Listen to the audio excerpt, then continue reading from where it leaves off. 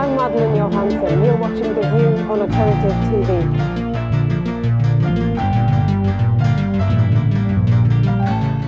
The water charges movement is on the cusp of victory, but we have not yet crossed the finish line. The Special Oireachtas Committee is due to report back to the Dáil by the 14th of April, and the future of Irish water will be decided. 10 days later, the court case against 18 peaceful protesters will begin. On the 15th of November 2014, Labour leader Taoiseach and Minister for Social Protection Joan Burton was attending a graduation ceremony in Oncasan in Jobstown, Tala. 2 weeks prior to this, on the 1st of November, up to 200,000 people had taken part in local marches all across the country. In this period of heightened activity, any minister attending an event would be followed by scores of protesters. The same thing happened in Jobstown. A peaceful sit-down protest took place and Joan Burton was held up for 2 hours. Jobstown is one of the most disadvantaged areas in the country, a community that has been ravaged by austerity, unemployment and cuts. In 2011, many voted for the Labour Party in the hope that they would stop the cuts. But the people were bitterly betrayed. I went out that day, it wasn't only about water charges, it was about cuts. I could see cuts and how it was damaging my community. The same as it's damaging communities all over Ireland. 2 weeks after the protest in Jobstown, the arrests began. Gardaí showed up in dawn raids and the protesters, including one TD and 2 councillors, were charged with the serious criminal offence of false imprisonment. One young person has already been found guilty by a judge in the Children's Court and received a 9-month suspended sentence. This is a sinister move by the state to criminalise peaceful protests and divide the water charges movement. Sit-down protests and civil disobedience have been used by various progressive movements, including the civil rights movement in America. The attack by the state on these tactics are designed to set a precedent to scare people away from protesting against injustice.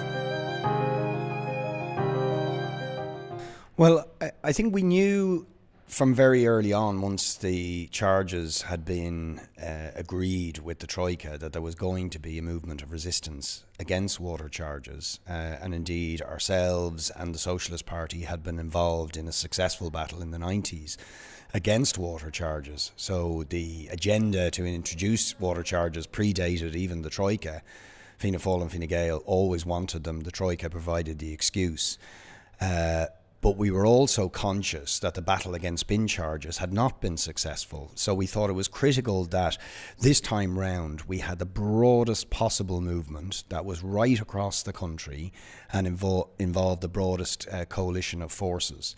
People Before Profit and the Unite Trade Union organised a conference where we invited speakers from Bolivia, who had been involved in a successful 2-year-long campaign against water privatisation in that country. And we took huge inspiration from that, because that movement was built on mass mobilisations in the cities across Bolivia, and it eventually defeated the privatisation of water services by an American multinational in Bolivia. And from there, I was charged with organising a meeting in Dáil Éireann to bring together some of the different political and trade union forces that might play a part in such a campaign. The first meeting was attended just by myself and representatives from Unite and Mandate, and then following that we had a wider meeting that brought in people from the Anti-Austerity Alliance, Independents, Sinn Féin, and the unions brought a few more trade unions, the CWDU and the CPSU, on board. And at that we proposed that there would be a big demonstration in October.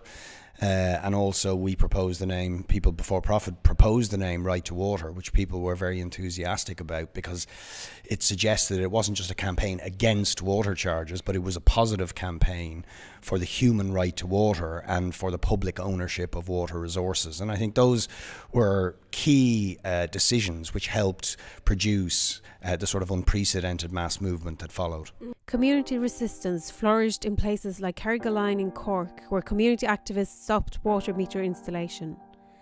In Clondalkin, activists like Gino Kenny worked with residents to call massive street meetings in every estate. In Edenmore, the state sent in the riot squad to prevent ordinary people from blocking the meters. What do you think the communities did in terms of building that movement? Oh, well, I think it was multifaceted. I mean, there was already, an independent of Right to Water or any of the political groups, there was spontaneous resistance to the attempt to install meters happening from the summer of 2013. There was meetings happening on the street, in parks, in community halls, the length and breadth of the country, discussing it. And you had a real coming forward of new layers of people who had no previous association with any political party. But what I think the Right to Water movement did do was sort of create a coordination and a national presence for the movement that then encouraged that kind of spontaneous growth of grassroots community organisation.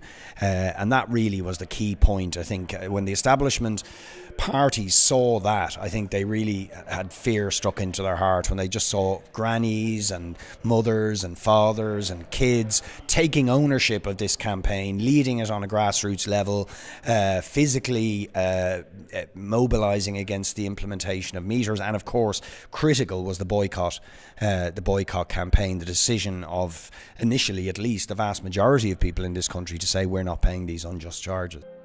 Right to Water's first march on October the 11th, 2014 was an incredible show of people power. The routes had to be changed to accommodate the overwhelming numbers. And what do you think was the role of October the 11th protest then? Well, I think that gave enormous confidence to people that it was possible to win. The big debate in the minds of ordinary people was not, are water charges a good or a bad thing? The vast majority of working people couldn't take any more austerity. They'd had several years of crushing austerity. But the issue was, could you win? Was it possible for a movement of people power to actually fight off these charges? And I think the October demonstration proved that that was possible. To get 100,000 people on the street gave enormous confidence to people, the length and breadth of the country, that we had a movement that could actually challenge the charges. And I think it terrified the political establishment. And of course, following that, the demonstration in November, which saw demonstrations happening simultaneously in over 100 locations, was really, I think, probably the high point of the movement, because you had a sort of level of grassroots independent mobilisation that wasn't even orchestrated by the national campaign. But after seeing the October demonstration, I think communities everywhere across the country suddenly felt we can win this and began to mobilise themselves. And I think that brought the movement to a new level. And I think we were on the road to a likely victory from that demonstration. But obviously we're not over the line yet. And where is the movement at now?